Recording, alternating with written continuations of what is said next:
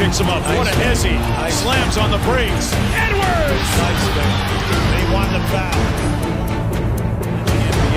Oh, nice hands. Oh, Edwards in showtime. Room service.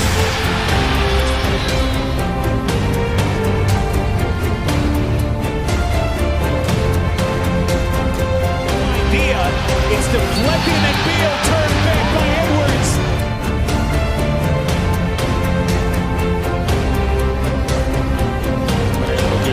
McDaniel slithers in.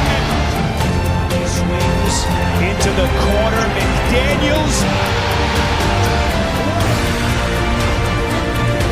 So convicted they were going to take game two.